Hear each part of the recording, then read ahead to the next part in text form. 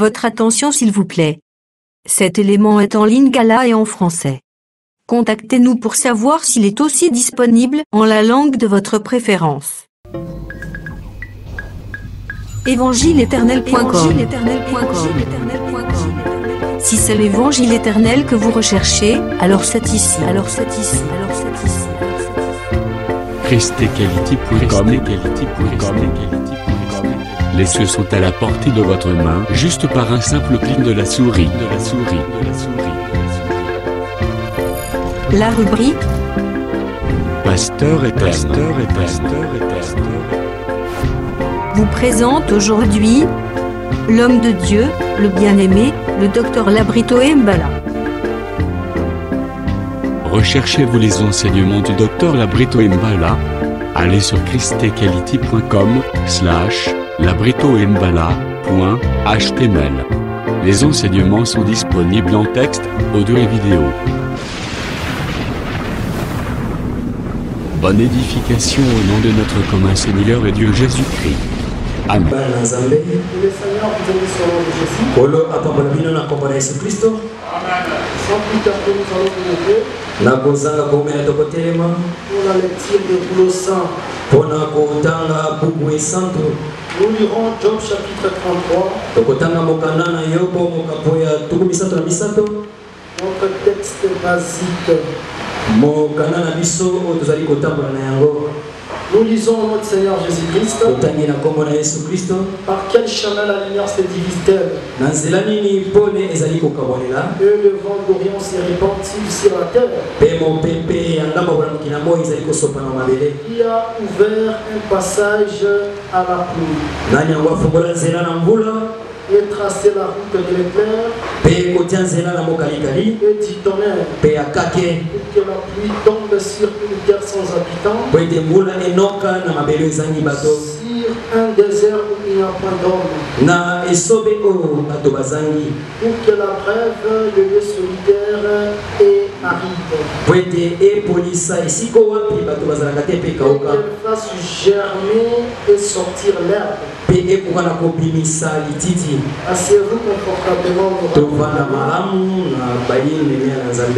Nous allons prendre Lévitique chapitre 26.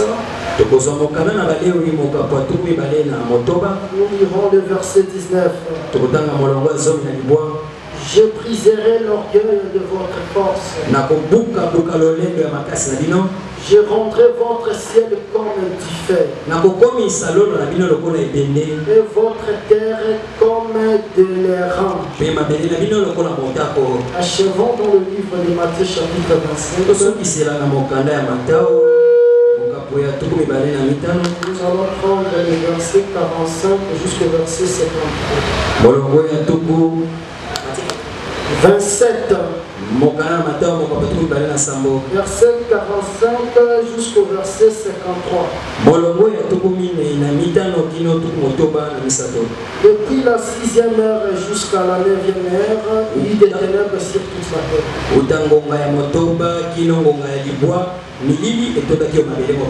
Et vers la 9e heure, Jésus s'écria d'une voix forte: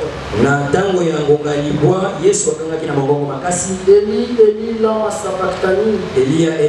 sabachthani. C'est-à-dire, mon Dieu, pourquoi m'as-tu abandonné? Quelques-uns de ceux qui étaient là, l'ayant entendu dire, il appelle Élie. Et aussitôt l'un d'eux courut prendre une éponge, il remplit de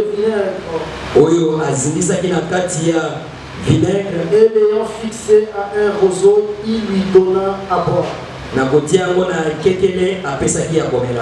Mais les autres disaient, laisse, voyons si Élie viendra les sauver. Jésus poussa de nouveau un grand cri et rendit l'esprit. Et voici le voile du temple se déchira en deux. Et puis les hauts jusqu'en bas. La terre est tremblante. Les rochers s'étendirent. Le sépulcre s'ouvrit. Plusieurs corps de sang qui étaient morts ressuscitèrent. Étant sortis des sépulcres, après la résurrection de Jésus, ils entrèrent dans la ville sainte et apparurent à un grand nombre de personnes.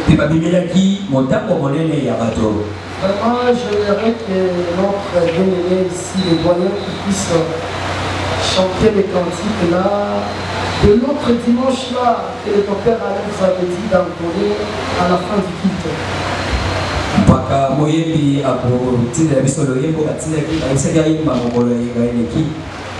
Tu connais nos faiblesses, tu connais nos problèmes, tu connais nos maladies, tu connais nos difficultés.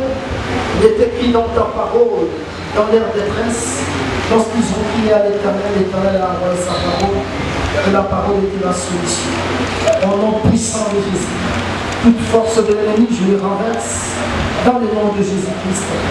Laisse que le message qui sera donné, et ce message soit une sentinelle pour la vie de ton peuple. Au nom de Jésus-Christ, Amen. Amen. Que le Seigneur vous bénisse. Et puis vous êtes des champions. Vous êtes des champions. Parce que venir ici c'est un combat. Venir ici ce n'est pas l'habitude. Parce que c'est l'Éternel qui crée à nous de vouloir et de faire. Selon son beau plaisir. C'est l'Éternel qui guide le mage pour adorer le Fils. C'est pour cela que je suis étonné. Parce que pendant les mois de culte, il y a les autres qui ne sont pas là. Je ne sais pas si vous comprenez les moments comme moi je comprends les moments. Ici, il n'est pas seulement question de lire les Écritures. Mais lorsque tu regardes très bien, tu vas comprendre que la fin de toute chose est proche. Il n'y a pas un lieu où on doit s'abriter pour être à l'aise. Tu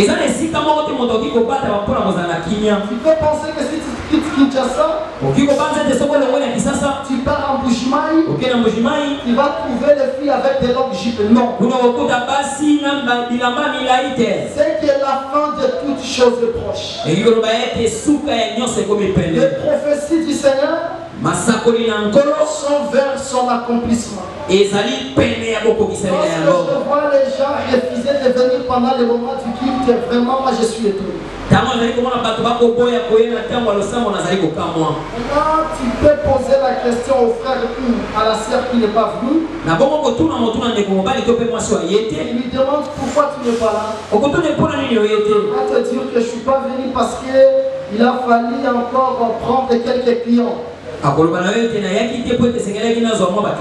Lorsque je venais, j'essayais de perdre ces clients. Bien aimé dans le Seigneur, si le Seigneur veut bénir la personne, ce n'est pas parce que la personne a fourni beaucoup d'efforts. On peut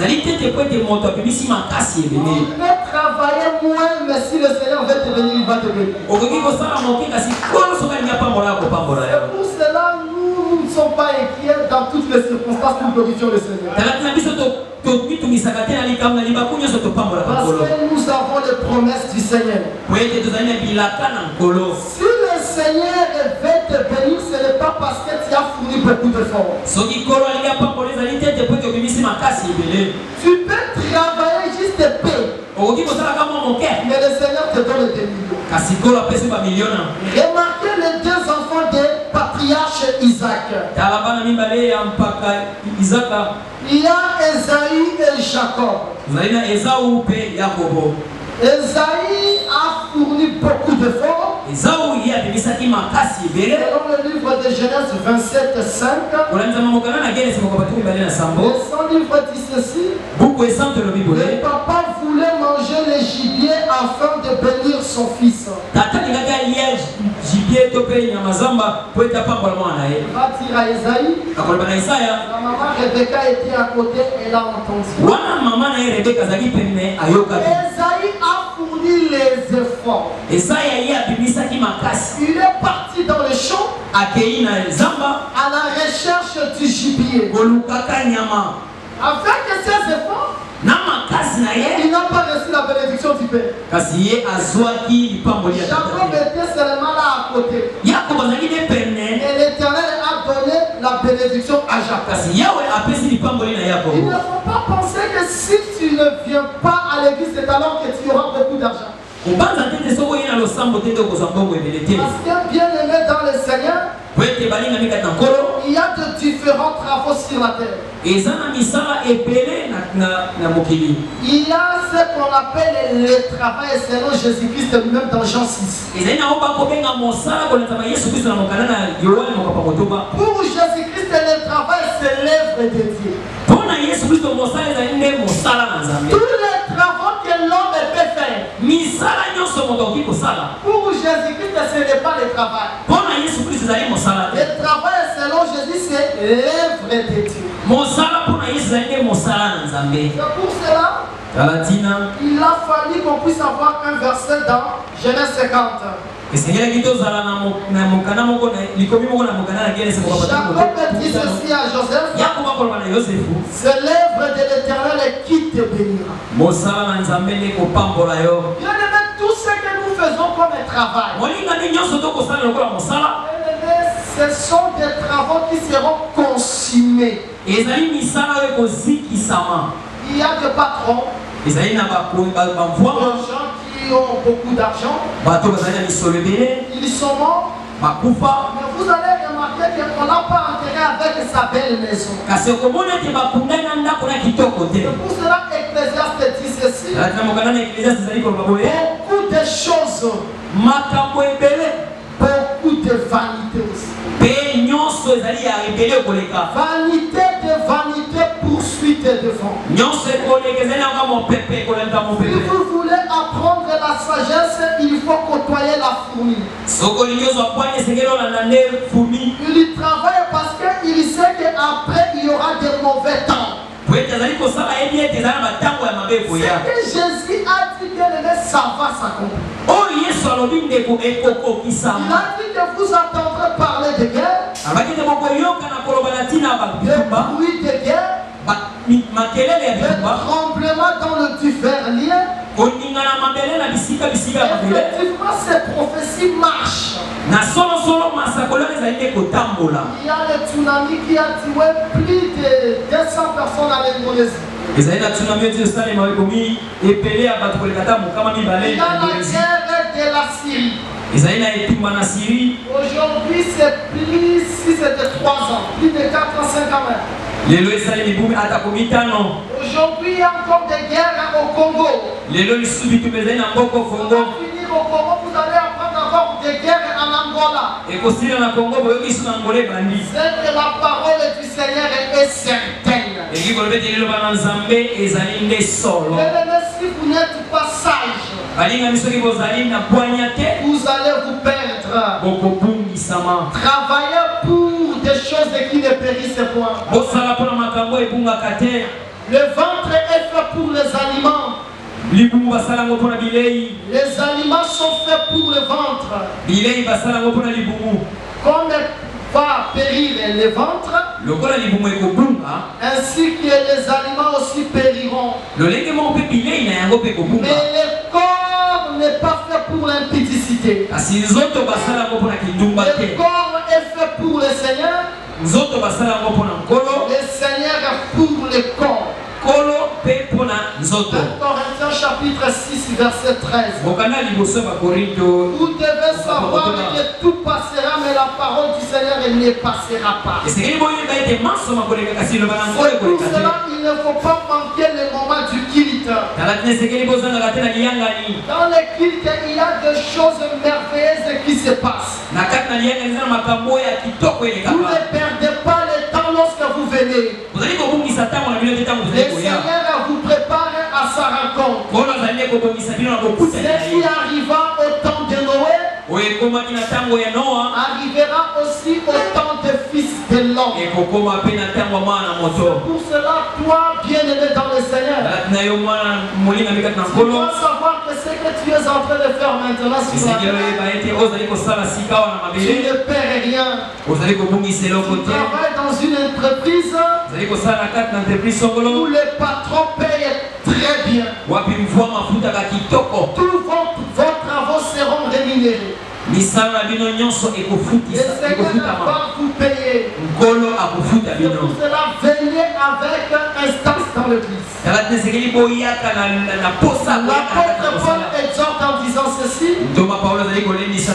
n'abandonnez pas vos assemblées, comme c'est la coutume de quelques-uns.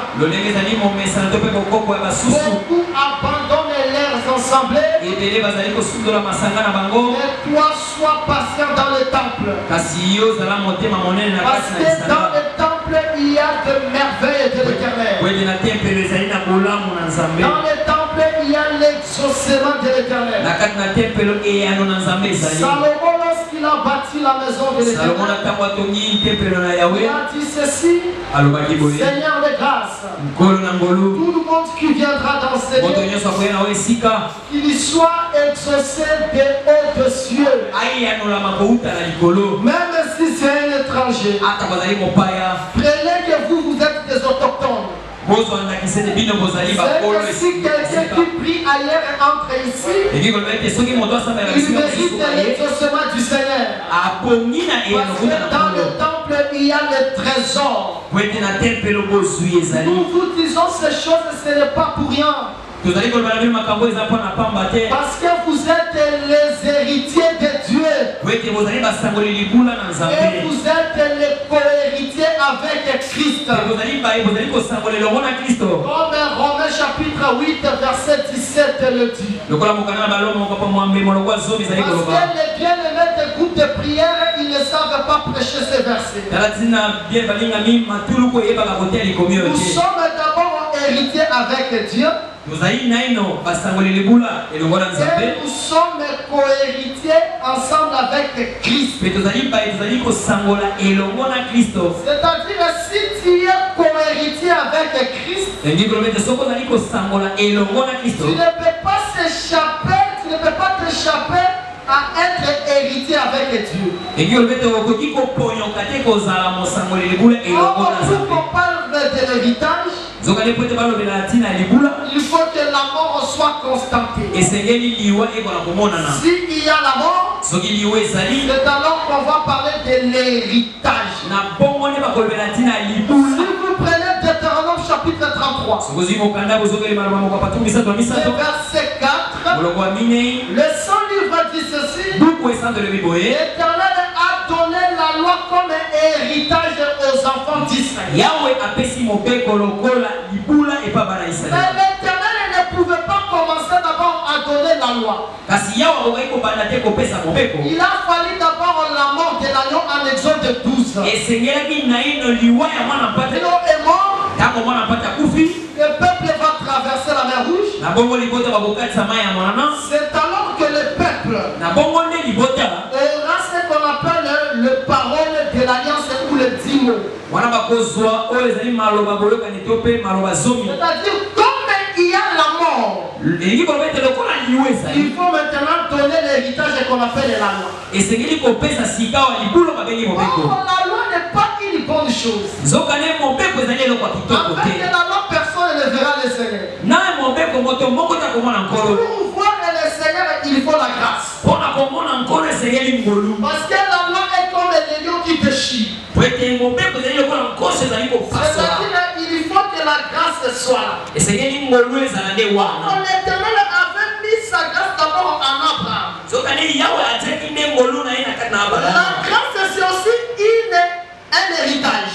Mais la grâce qui est l'héritage, il faut aussi que la mort soit constatée. Et la mort qui était constatée, c'est ça, Genèse chapitre 22.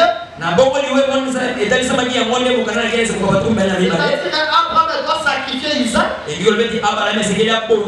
Pour que l'Éternel jure par lui-même et que je ne vais plus les répondre. C'est-à-dire après la mort, il y a l'héritage. C'est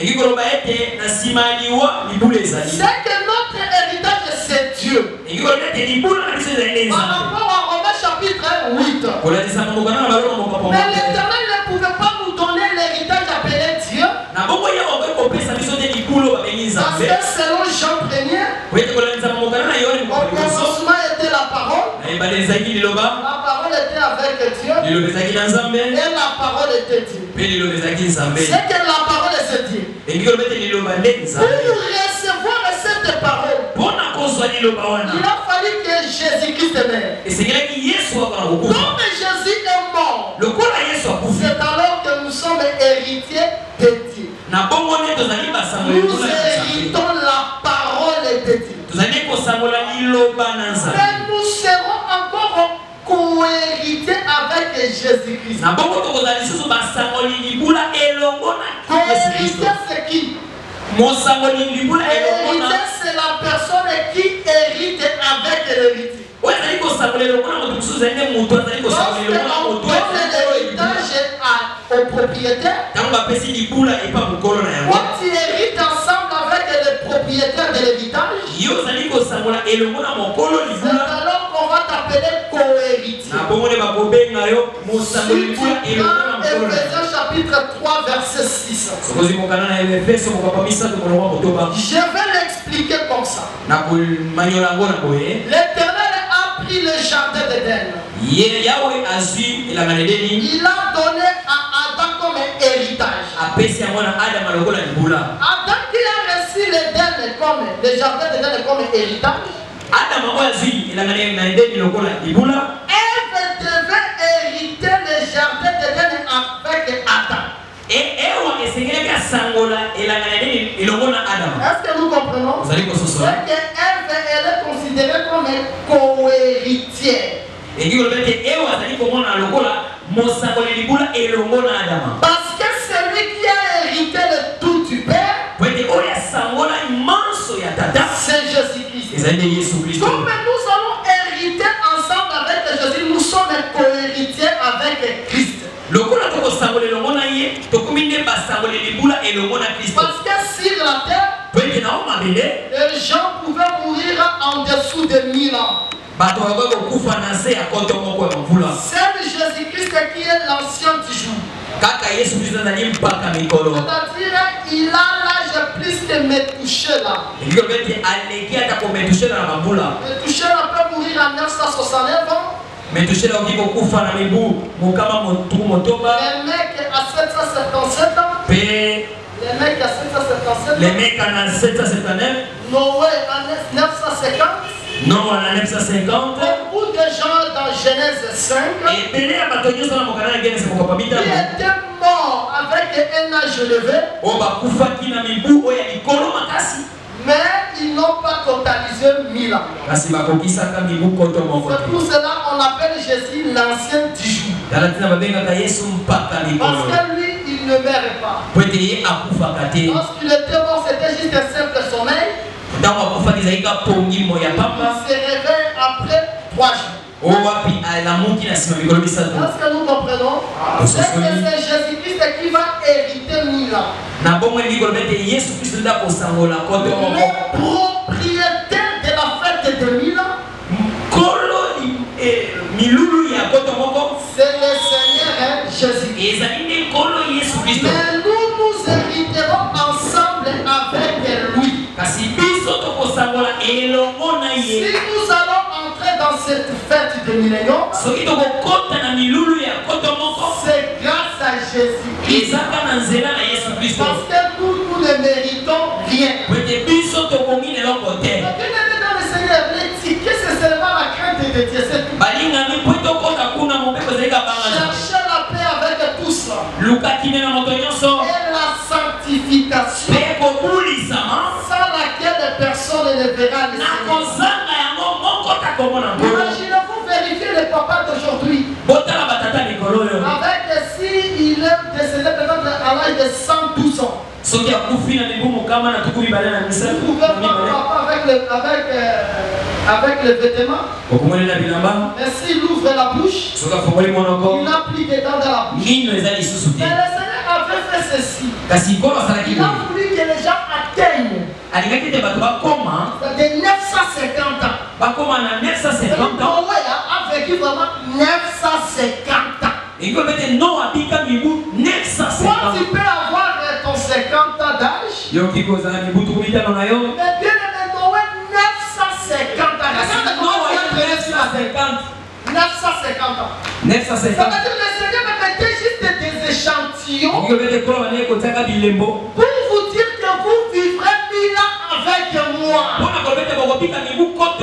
Nous serons co-héritiers avec Christ.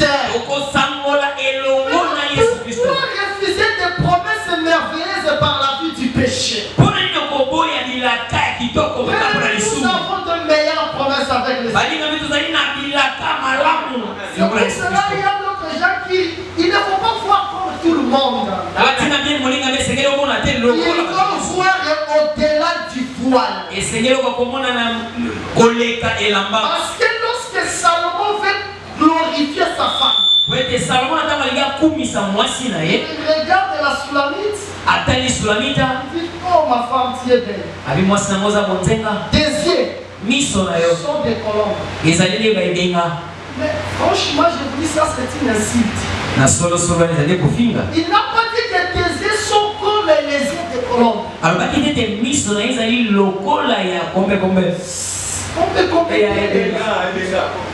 Supposons que la colombe c'est un ainsi. Maintenant, les yeux de sa femme sont comme la colombe. Est-ce qu'une femme pareille, tu peux les dire? Parce que les gens, des fois, et dans la cantique des cantiques, chapitre 4, verset 1. Tes yeux sont des colombes. Est-ce que vous comprenez ça? Mais il dit ceci. Tes yeux sont des colombes derrière le voile. Pourquoi ça? Parce qu'il voulait tout simplement dire que sa femme et sa manière de voir, elle est différente de la manière de voir des autres femmes. Selon Hébreux chapitre 10, le verset 20, vous pouvez lire ça. Le Saint-Livre compare la chair par le voile.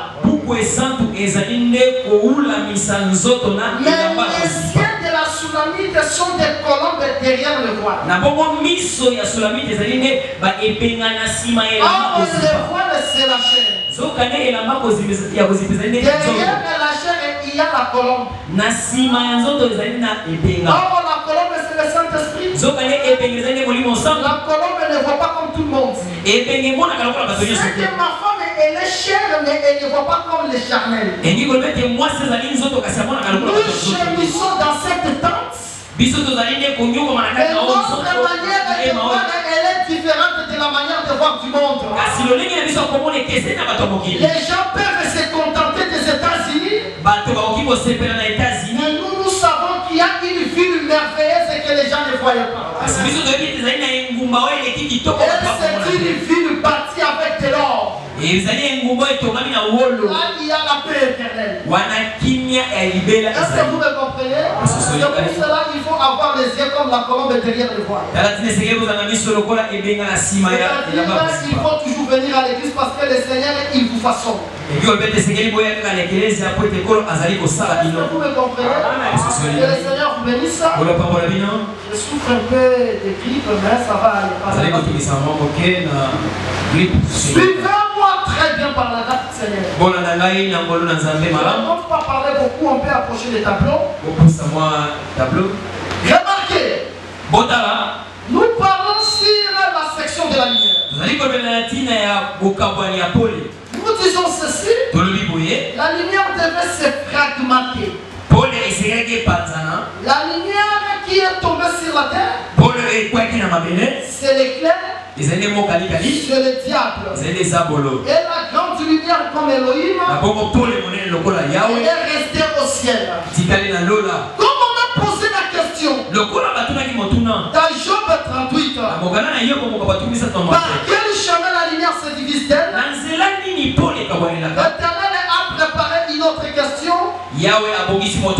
Par où le vent d'Orient se répand-il sur la terre? Parce que Apocalypse 12 dit ceci. Le diable est tombé sur la terre, animé d'une grande colère. Comme il est en colère, il va chercher de tous les moyens pour séduire Adam. Mais l'Éternel va préparer déjà un temps où le vent d'Orient va se répandre sur la terre. C'est que tu peux avoir le problème. L'Éternel a préparé déjà la solution pour ton problème. L'Éternel était dans la barque avec les disciples. Avant que les vents se soulèvent, les disciples avaient d'abord Jésus-Christ. C'est que Jésus est là. Même si le vent se soulève comment? Jésus-Christ va l'apaiser parce qu'il a existé dans la barque avant ce vent-là. C'est que même si tu es malade, tu dois savoir que l'Éternel a déjà préparé la guérison.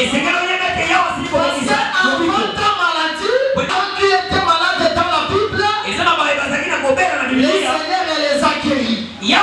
Avant ta stérilité, il y a des femmes qui étaient stériles dans la Bible. Le Seigneur les a guéris. Avant ton péché, il y a des gens qui ont péché dans la Bible. Le Seigneur les a pardonnés.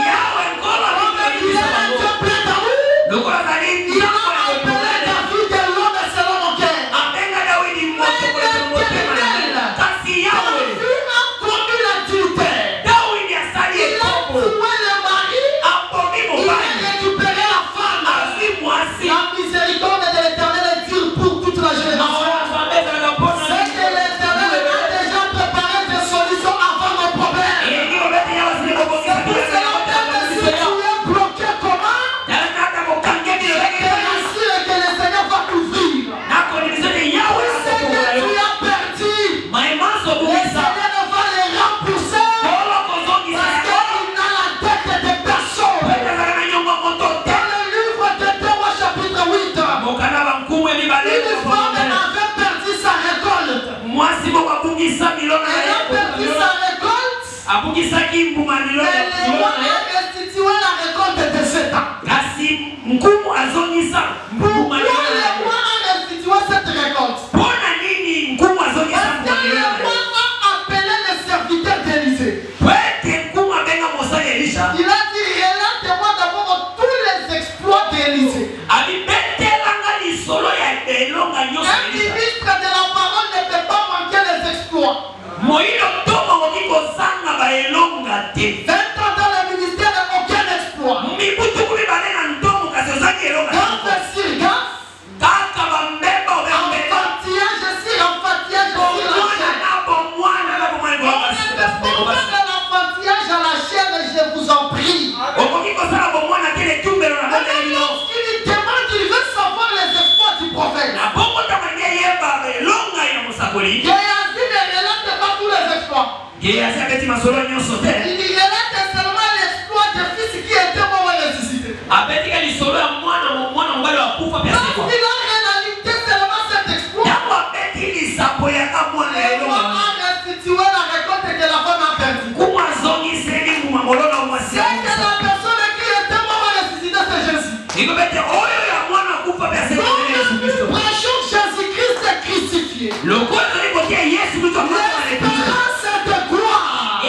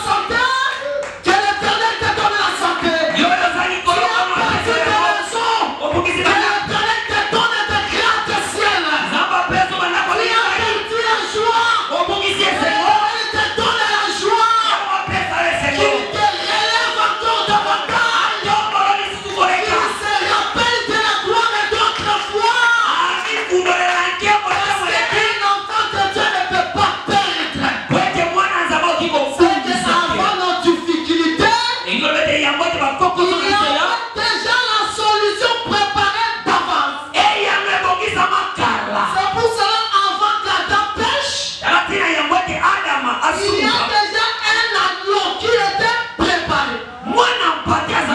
Et cet agneau, c'est le ventorien. Il doit descendre sur la terre afin de vaincre l'ennemi, le diable. Remarquez, Adam, l'Éternel lui a donné, parce que je vous ai démontré par les Écritures, ce que l'Éternel a donné à Adam, c'était le sentier rétréci. Ce qu'on a donné au serpent, le diable, c'était le chemin spacieux. Le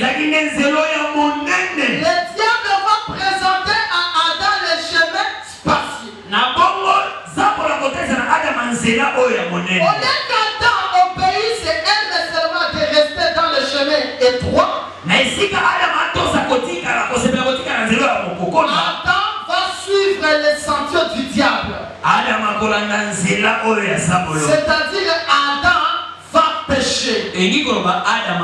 Parce que Jésus-Christ lui-même prêche ça dans Matthieu 7. L'ange est la porte. L'ange est la porte.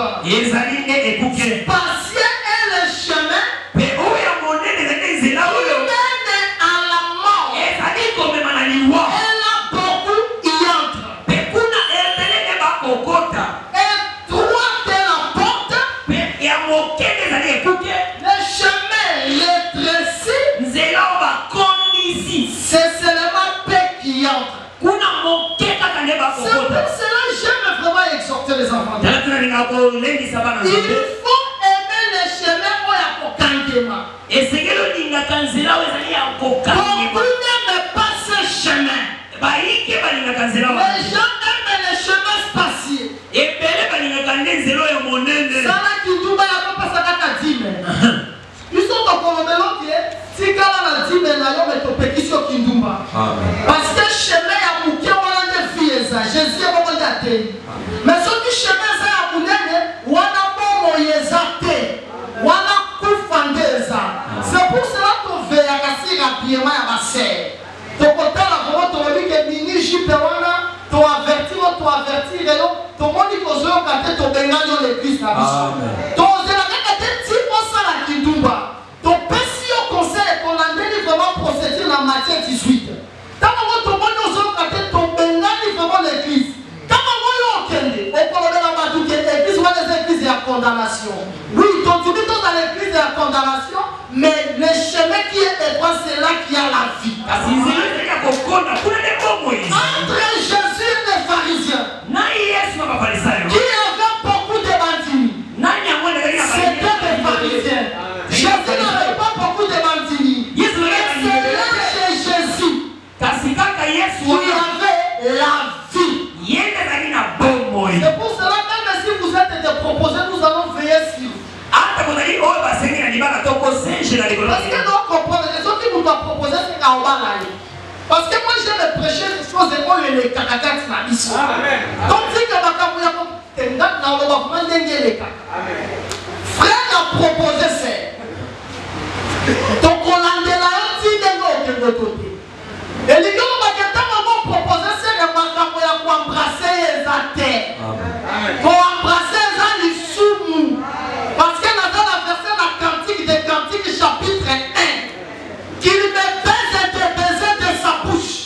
Après ils font quoi? Ils conduisent la femme dans son appartement. Ce n'est pas pour prier.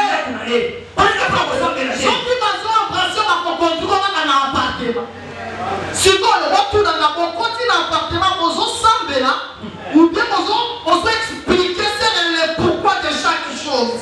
Parce que bien aimé dans le Seigneur.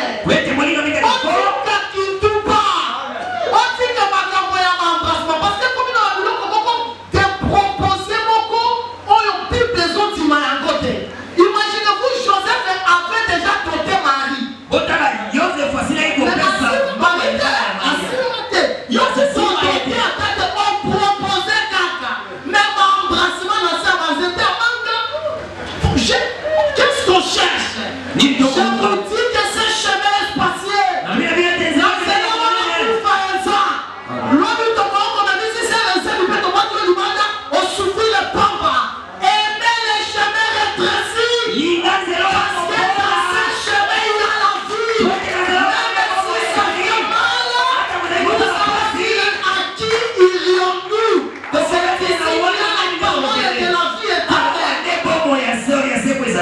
Pas des embrassements. On dit qu'à la première ce qui fait l'embrasser, il y a qu'on le belanga. Pourquoi avertir? Ce qui peut avancer pour insister dans ma texto. Le belanga, nous sommes pour avertir le frère. Donc le belanga qui est là, qui s'habille sur la critique, ce qui ont proposé, c'est qu'il faut qu'on embrasse. On doit embrasser pour Nani. Les lois qu'on embrasse à Tikio. L'homme qui est 3e jour, il va te faire conduire dans son appartement. Ça ne sera pas pour enseigner, mais ça sera pour pécher. Est-ce que vous me comprenez? Et le chemin rétréci. On dit qu'à ma verni. On dit qu'à mon kata ma maki qui on tombe la nusu. On dit qu'à nous l'on connaît ça, nous l'on voit pour soto. Et ça qui nous tire à ma babylonienne. Et ça qui tire à ma égyptienne. Ce n'est pas là qui nous tire de sang. Est-ce que vous comprenez ça? Frère, le petit capé le couta. Parce que les frères de Macron sont experts dans le couta. Aujourd'hui, il y a des frères qui mentent plus qu'Anani et Saphir.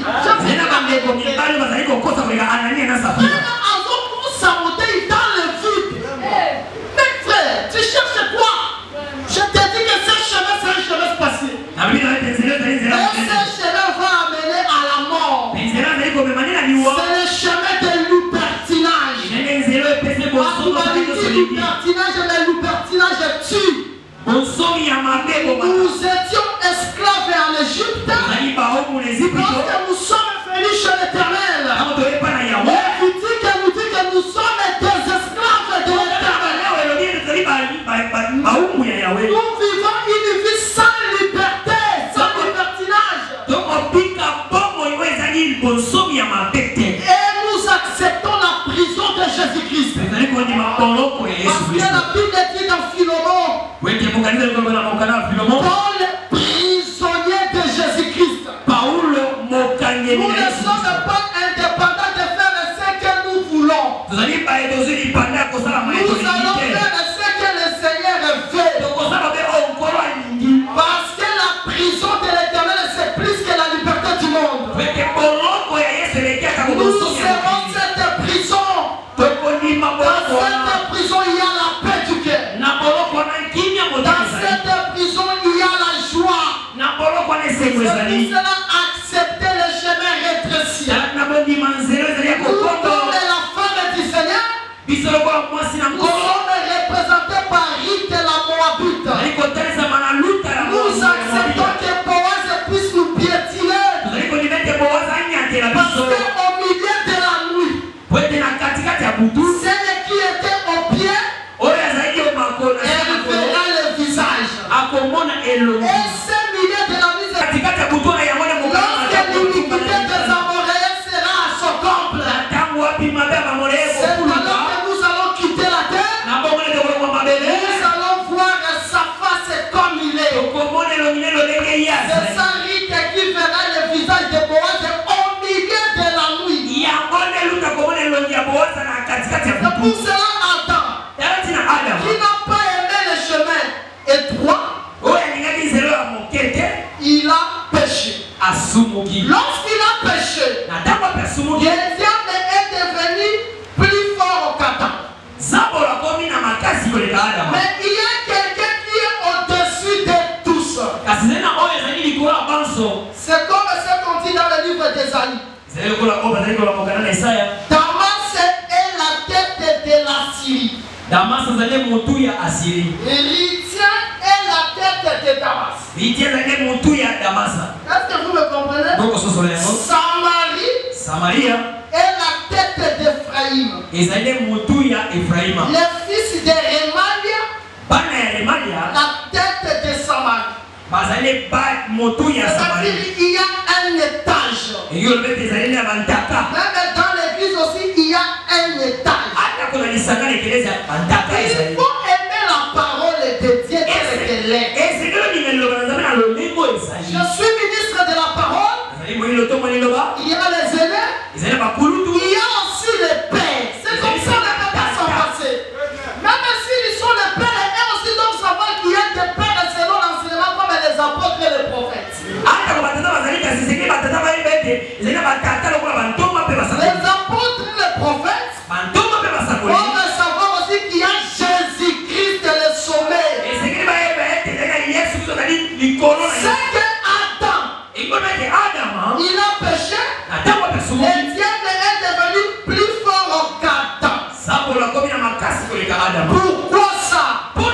Parce que Proverbe 25, verset 15, il doit entrer en scène.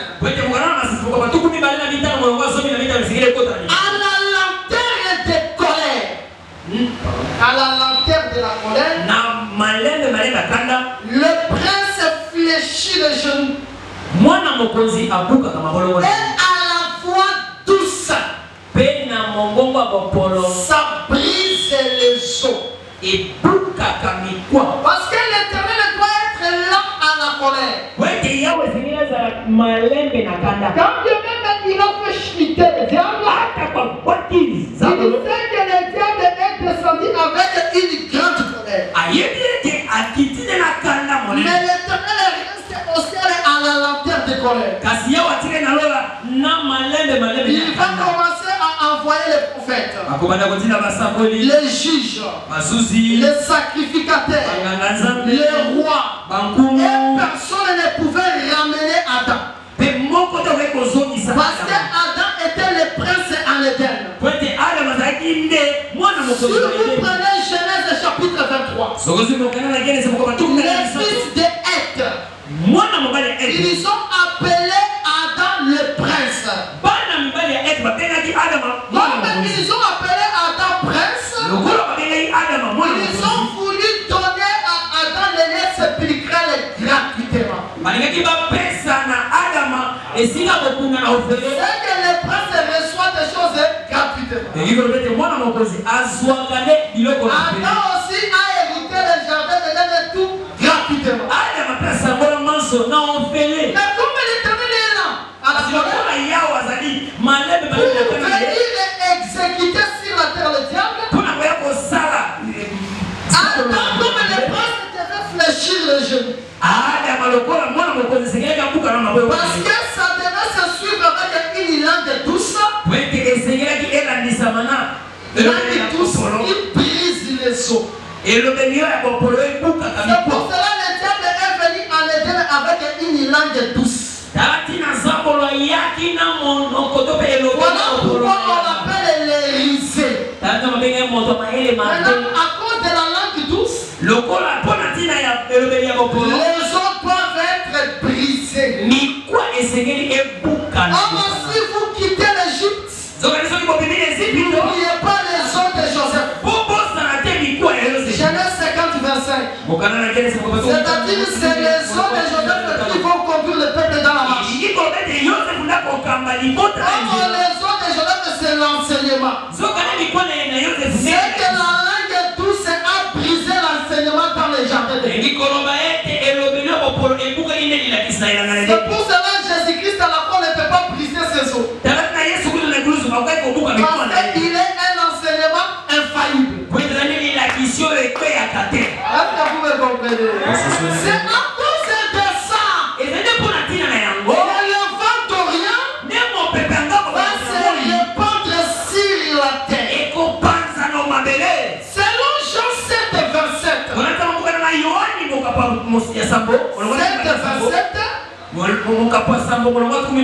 Lorsque le Christ viendra, personne ne saura d'où il est. C'est que le Christ sera vraiment le vent. Parce que là où le vent sort, on ne sait pas. Là où aussi ça part, personne ne le sait. C'est que le Christ sera tout un vent. Est-ce que vous me comprenez? C'est pour cela les 4 lépreux. Ils avaient dit ceci. Si nous restons ici, nous allons mourir. Si nous rentrons dans le pays, nous allons mourir. Si nous partons aussi là-bas, nous mourrons. C'est que les 4 lépreux étaient comme les 4 vents. C'est que Jésus-Christ, lorsqu'il est venu sur la terre comme le vent, il a fallu qu'il porte les péchés de l'humanité. C'est-à-dire qu'il ne va pas vraiment porter les péchés des Juifs. Il va porter aussi Congolais. Il va porter aussi les péchés des Rwandais. Il va porter aussi les péchés des Angolais. C'est pour cela remarqué dans Luc 19. Zaché, qui est un péché. Parce qu'il était une autorité de la DGI. Mais il volait, il escroquait. Lorsqu'il voit Jésus, il dit ceci: Seigneur, permets la personne que j'ai dérobée, que je puisse rembourser les 4 triples. Si Zaché vole une chose, il va restituer la chose 4 fois. Or, les 4, ça parle du monde entier. Apocalypse chapitre 7, verset 1. Les 4 anges aux 4 coins de la terre. C'est que la terre elle est représentée par les 4 coins. Ou les 4 points cardinaux. C'est pour cela, Anne, lorsqu'elle chante, elle dit que la terre elle est soutenue par des colonnes. Or, selon la Bible, la terre est considérée comme le parvis. Les parvis peuvent avoir les rideaux, mais il faut que les rideaux soient soutenus par les 4 colonnes. La terre entière elle est représentée par les 4.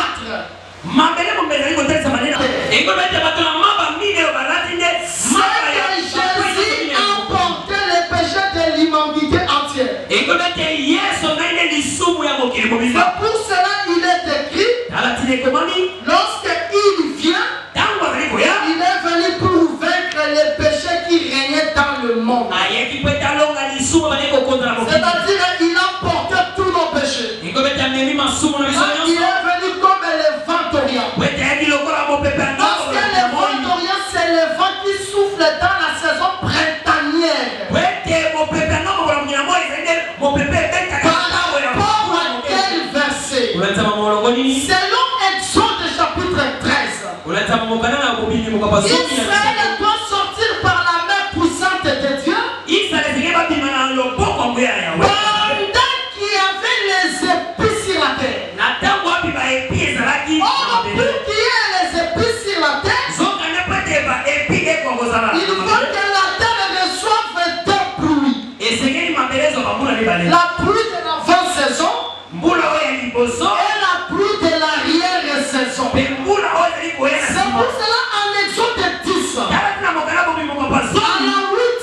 plaie, lorsque l'Éternel frappe Égypte, il a envoyé le vent orient. Pendant la période des épis, en Exode 14, verset 21, l'Éternel envoie encore le vent orient. C'est que le vent orient souffle dans la saison printanière.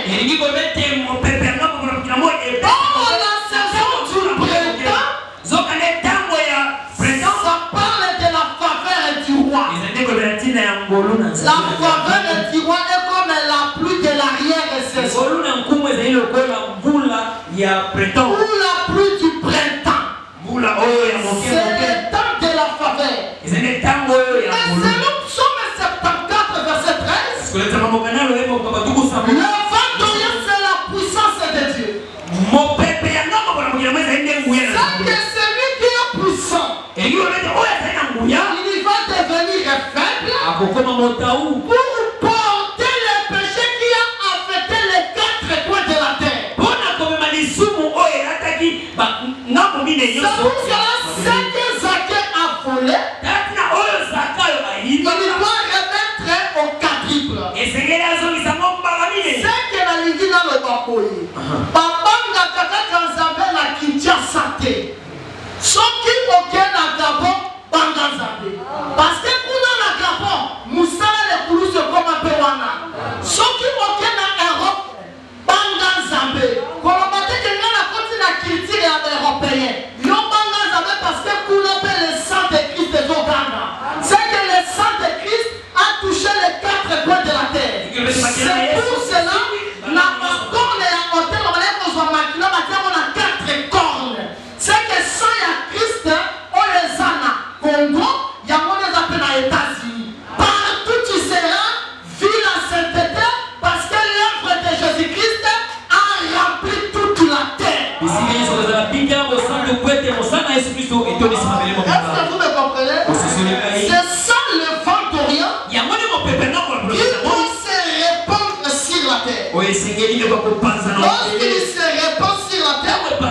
C'est pour vaincre le diable qui a amené le péché dans le monde. Et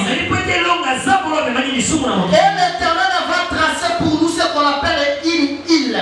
Il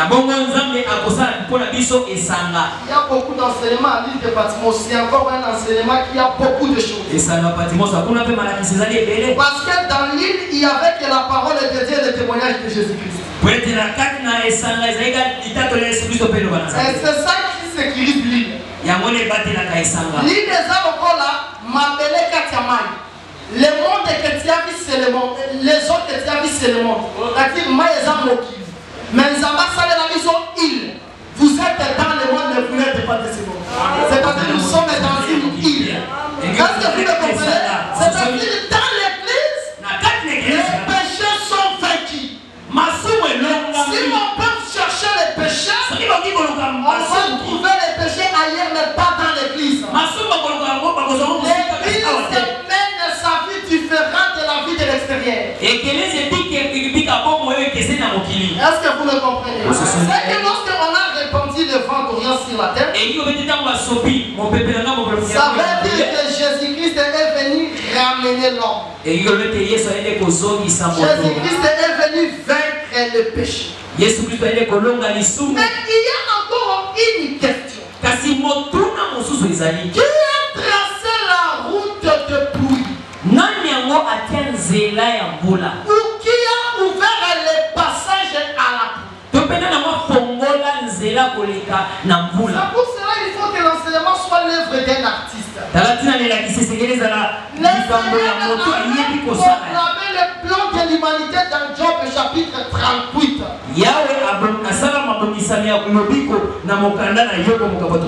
C'est-à-dire, après avoir vaincu le diable, il faut que l'Éternel trace le passage à la pluie. C'est que toutes les pluies qui tombaient sur la terre,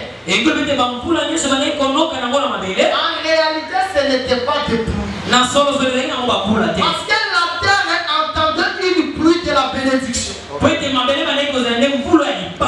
lorsque Élie, il ouvre le ciel, en réalité la pluie n'est pas tombée. Il faut me suivre très bien parce qu'aujourd'hui nous sommes au 7e épisode de notre série d'enseignement.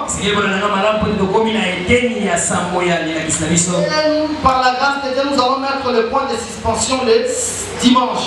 C'est pour cela que je fais un atterrissage forcé. Je vais toucher seulement quelques éléments et vous allez comprendre tout ce qui est comme pensé dans les textes basiques. Est-ce que nous sommes ensemble? Le diable est tombé. L'Éternel est venu encore sur la terre pour le vaincre. C'est-à-dire qu'il n'est pas seulement le vainqueur du ciel, il est aussi le vainqueur de la terre. Parce qu'il est vrai Cana. Il peut vaincre les ennemis à la montagne. Il peut vaincre les ennemis dans la vallée. Est-ce que vous comprenez? C'est qu'il a vaincu le diable aussi. Il est venu aussi le vaincre sur la terre. Après l'avoir vaincu, parce que lorsque l'homme a péché, la terre ou bien le ciel était devenu comme de fer. C'est que la pluie ne tombait pas. Est-ce que vous comprenez? Même Moïse, lorsqu'il était sur la terre, même au temps de Noé, la pluie qui a tombé pendant 40 jours, en réalité la pluie n'a pas tombé. C'est que le ciel était seulement comme de fer. Maintenant on cherche quelqu'un qui va ouvrir le passage à la pluie. Pourquoi j'ai dit d'abord que dans tout ce temps la pluie ne tombait pas? Parce que la pluie, son papa, c'est la nouée. Maintenant on pose déjà la question par Eliou, fils de Barakel. Il dit, est-ce que tu connais le déchirement de la noix? Le fracas de sa tante.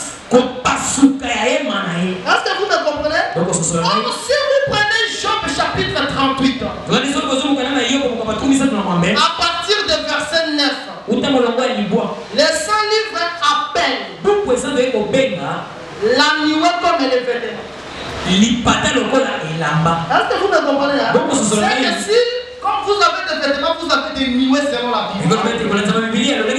Maintenant, on vous pose la question, est-ce que vous connaissez le déchirement de la nuée? C'est que si le vêtement se déchire, c'est la nuée qui se déchire. C'est pour cela que Jésus-Christ, lorsqu'il est mort à la croix, on va voir le voile du temple se déchirer de haut en bas. Le voile qui est déchiré, c'est ça le déchirement de la nuée. Parce que la nuée, c'est le vêtement. C'est que la seule personne qui devait déchirer la nuée afin que la pluie tombe, c'est Jésus-Christ à la croix. C'est qu'à cause de la mort de Jésus, aujourd'hui la pluie est tombée sur la terre. C'est pour cela que nous, comme des terres, nous avons des promesses communes. Nous avons aussi des promesses individuelles. Par exemple, l'enlèvement. L'enlèvement, c'est une promesse pour tous les croyants. Le retour à l'éternité, c'est une promesse pour tous les croyants. Mais peut-être toi, tel que tu es là, même si tu n'as pas de boulot, le Seigneur t'a déjà parlé dans les songes maintes fois que tu es le chef d'une entreprise. C'est une promesse qui est en toi. Toi comme unité. Est-ce que vous me comprenez? Mais si la pluie tombe à la terre, il faut qu'il y ait des conséquences. C'est que la semence qui est dans la terre, cette semence doit produire. C'est pour cela la pluie qui tombe aujourd'hui, c'est la parole de Dieu. Vous avez des promesses à vous, et ces promesses ne peuvent pas être invisibles. Ces promesses doivent sortir de la terre. C'est pour cela que si la parole est annoncée, il faut que les promesses sortent de la terre. Celui qui a la promesse de fils de perdition, même si on a fait de temps, on ne les reconnaît pas. Cette parole va faire sortir ce qui est planté à lui. S'il est fort, il finira par nous quitter. Parce que la parole est une pluie. Il doit tomber sur la terre. Et cette pluie, c'est la pluie de l'arrière-saison. Cette pluie, c'est le jour de la Pentecôte. La pluie qui est tombée, comme la parole de la grâce, doit faire germer les semences en nous. C'est que celui qui a des meilleures promesses en Allez, s'il vous plaît, au numéro suivant, pour retrouver la suite de ce message. Allez, s'il vous plaît, au numéro suivant, pour retrouver la suite de ce message.